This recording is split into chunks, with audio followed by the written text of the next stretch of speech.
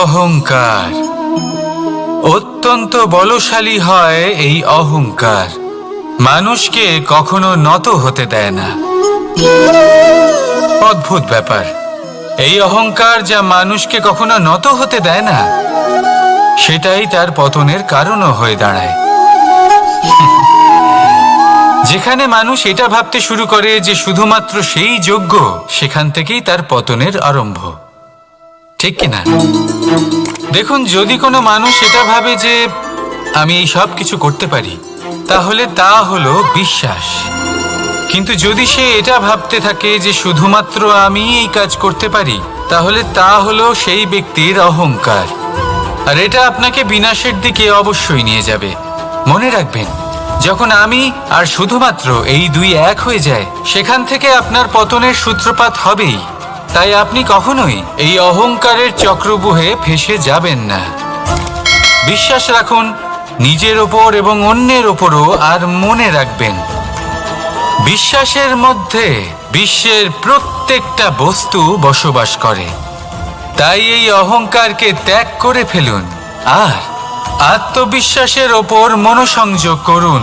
আর আমার সাথে ভালোবেসে বলুন, রাধা রাধা। মানুষ নিজের জীবনে ঈশ্বরকে খুব মান্য করে। ওনার জন্য কি না করে, ভিন্ন ভিন্ন নামে তাকে স্মরণ করে, তাকে পুজো করে, তার আরাধনা করে। সে জানে যে ঈশ্বর তাকে শক্তি অবশ্যই দেবেন, তাকে সাহায্য অবশ্যই করবেন। কিন্তু যখন প্রশ্ন আসে গুরু এবং ঈশ্বরের, তখন গুরুর মান কখনো কম হওয়া উচিত নয়। কারণ সত্যি বলতে কি, গুরুই হলেন সেই সিঁড়ি যা বেয়ে আপনি ঈশ্বরের কাছে পৌঁছানোর পথ খুঁজে পাবেন। সেই পথ আপনি গুরুর থেকেই পাবেন। গুরু না থাকলে আপনি কখনো ঈশ্বর লাভ করতেই পারবেন না। আর জীবনে অনেক সময় লক্ষ্যের থেকেও অনেক বেশি গুরুত্বপূর্ণ হলো পথ। তাই এই পথের সম্মান করতে শিখুন, অর্থাৎ গুরুকে সম্মান করতে শিখুন। কারণ গুরুই হলেন পরমেশ্বর। তাহলে আসুন আর আমার সাথে ভালোবেসে বলুন, রাধা রাধা। আপনার জীবনে আপনার প্রকৃত বন্ধু আসলে কে? আপনার সব থেকে শ্রেষ্ঠ মিত্র আসলে কে? তিনি যিনি সময় এলে পরে আপনাকে সাহায্য করেন, নাকি তিনি যিনি সময় এলে পরে আপনাকে অর্থ দেন? দেখুন, আমরা হলাম মানুষ, আমাদের জীবনে লেনদেন চলতেই থাকে। এটা আমাদের জীবনের অভিন্ন অংশ। কিন্তু অনেক সময় এমন হয় যে আমরা তাকেই নিজের প্রকৃত বন্ধু বলে মনে করি, যিনি আমাদের একটা বহুমূল্য উপহার দেন। ঠিক কিনা? এবার আপনার জীবনে সেই বহুমূল্য উপহার কোনটা, ওই অমূল্য মিত্র আসলে কে, সেই সিদ্ধান্ত হলো আপনার। কিন্তু যদি আপনি আমাকে জিজ্ঞেস করেন, তাহলে আমার মতে স্বর্ণ, হিরে, মুক্ত, ধন এগুলো বহুমূল্য নয়। বহুমূল্য হলো সঙ্গ, যখন আপনি একা হয়ে যাবেন; সময়, যখন আপনার তাকে প্রয়োজন হবে; সমর্পণ, যখন আপনার বিশ্বাসের প্রয়োজন পড়বে। যে মানুষ আপনার প্রতি এই 3 গুণ প্রদর্শন করেন, যিনি আপনার কঠিন সময়ে আপনাকে অবশ্যই সঙ্গ দেবেন, যখন আপনার প্রয়োজন পড়বে আপনাকে অবশ্যই সময় দেবেন, আপনার প্রতি সম্পূর্ণ সমর্পিত থাকবেন, সেই হলো আপনার আসল মিত্র, সেই হলো আপনার প্রকৃত বন্ধু। কারণ সত্যি বললে, বন্ধুত্বের অর্থই হলো নিজেকে সম্পূর্ণরূপে কারোর কাছে সমর্পণ করে দেওয়া।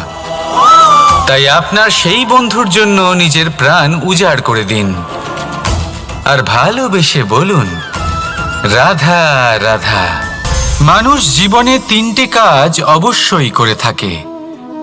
কিছু দান করে, কিছু গ্রহণ করে, আর কিছু ত্যাগ করে দেয়।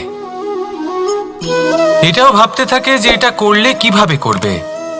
দেবার জন্য পর্যাপ্ত ধন নেই, নেবার জন্য সংসারে অত স্নেহ নেই, আর ত্যাগ করার জন্য জীবনে এত সুখই নেই, তাহলে কিভাবে করবে? আসলে আমরা বস্তুগত চাহিদা অর্জনে এত ব্যস্ত হয়ে পড়ি যে আমরা বুঝতেই পারি না যে কি নেবার আছে, কি দেবার আছে, আর কি ত্যাগ করার আছে। তাহলে আজ আমি আপনাকে বলেই দিই, মনে রাখবেন এই তিনটে গুরুত্বপূর্ণ গুণ, তিনটে গুরুত্বপূর্ণ কথা। দেবার জন্য আছে দান, নেবার মতো আছে জ্ঞান, আর ত্যাগ করার মতো আছে অহংকার। যখন আপনি দান করতে শিখে যাবেন, জ্ঞান অর্জন করার শক্তি আপনা থেকেই আপনার মধ্যে চলে আসবে। আর যখন এই জ্ঞান আপনার মধ্যে প্রবেশ করবে, অহংকার আপনা থেকেই আপনার থেকে দূরে চলে যাবে। যে ব্যক্তি এই তিনের মধ্যে ভারসাম্য বজায় রাখতে পারে, তার বর্তমান, ভূত, ভবিষ্যৎ, লোক, পরলোক সব কিছু শুধরে যায়। যেই দিন আপনি দান করতে শিখে যাবেন, জ্ঞান আহরণ করতে শিখে যাবেন, অভিমান ত্যাগ করতে শিখে যাবেন, আপনার সর্বশক্তিশালী, সর্বশক্তিমান পরমেশ্বরেরও প্রয়োজন পড়বে না। কারণ তখন ঈশ্বর আপনার মধ্যেই বাস করবেন। তাহলে আসুন আর আমার সাথে ভালোবেসে বলুন, রাধা রাধা।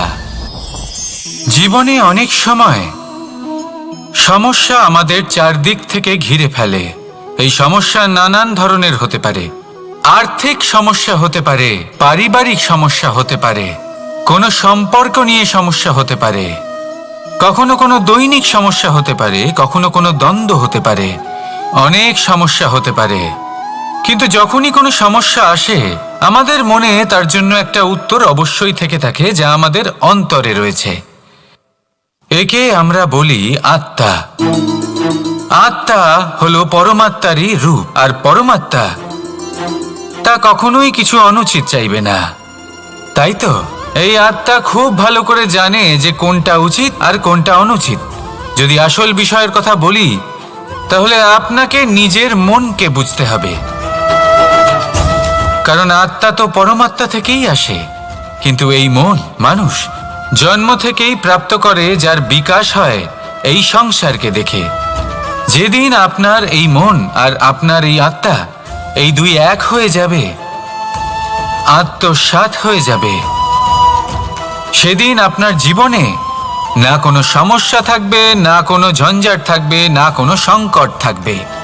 কারণ আপনার কাছে সেই সমস্ত সমস্যার, সমস্ত বিপদের সমাধান থাকবে, আর তাও আপনারই অন্তরে।